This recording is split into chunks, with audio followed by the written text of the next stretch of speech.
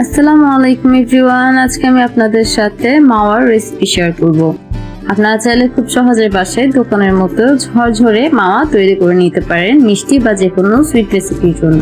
চলুন শুরু করা যাক।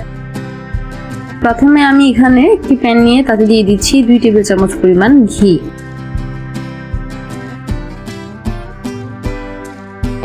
ঘিটাকে মেল্ট করে নিব।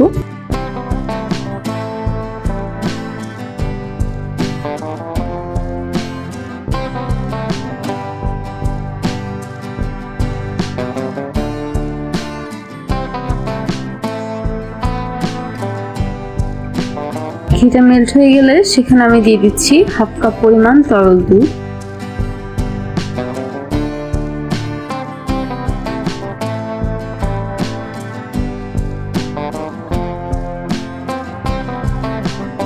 আরো দিয়ে দিচ্ছি 1 কাপ পরিমাণ গুঁড়ো দুধ। সম্পূর্ণ প্রসেসটা চুলার আঁচ একদম লোতে রেখে করতে হবে। সবগুলোকে ভালোভাবে মিশিয়ে নিচ্ছি।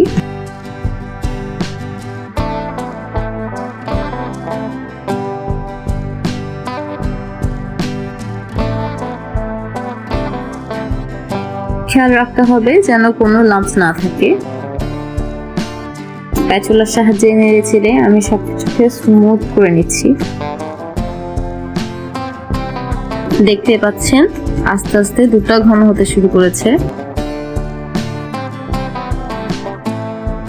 আপনারা চাইলে বাসায় থাকা এই উপকরণগুলো দিয়ে খুব সহজেই বাসায় ইনস্ট্যান্ট মাওয়া তৈরি করে নিতে পারেন। কন্টিনিউয়াসলি নাড়াচাড়া করতে হবে যাতে নিচ থেকে লেগে না যায়।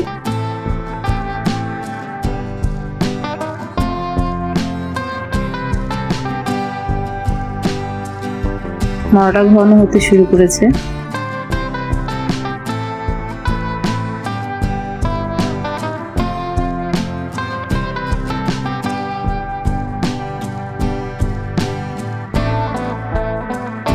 দেখতে পাচ্ছেন মাওয়াটা প্রায় হয়ে এসেছে।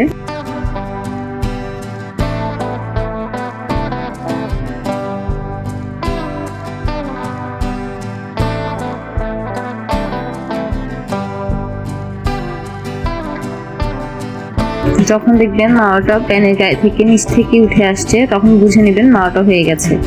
দেখতে পাচ্ছেন সম্পূর্ণ ব্যাটারটা প্যানের গায়ে থেকে উঠে আসছে। এই পর্যায়ে নামিয়ে নিচ্ছি।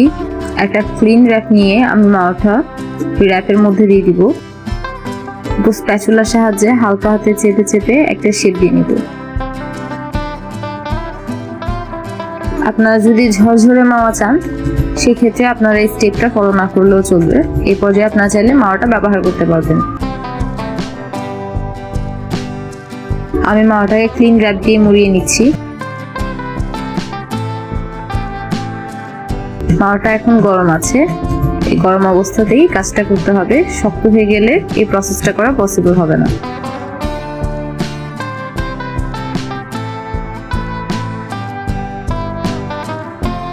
ক্লিন র্যাপ দিয়ে মুড়িয়ে নিয়েছি। এবার মাওয়াটাকে আমি 1 ঘন্টার জন্য ডিপ ফ্রিজে ফ্রিজ করে নিব।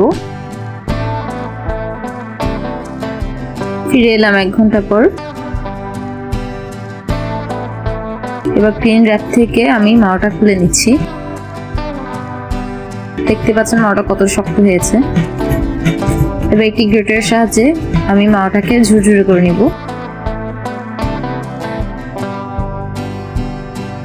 আপনারা চাইলে মাওয়াটাকে এই পর্যায়ে ক্লিন র্যাপে মুড়িয়ে 2 থেকে 3 মাসের জন্য ডিপ ফ্রিজে সংরক্ষণ করতে পারেন। দেখতে পাচ্ছেন দোকানের মতো ঝুরঝুরে মাওয়া তৈরি হয়ে গেল খুব সহজেই। বাসায় অবশ্যই ট্রাই করে দেখবেন এবং কমেন্ট সেকশনে জানাবেন কেমন হয়েছে। ভিডিওটি যদি ভালো লাগে তাহলে অবশ্যই একটি লাইক দিবেন এবং আমাদের চ্যানেলটা সাবস্ক্রাইব করে রাখতে পারেন এরকম আরো অনেক ভিডিও পাওয়ার জন্য।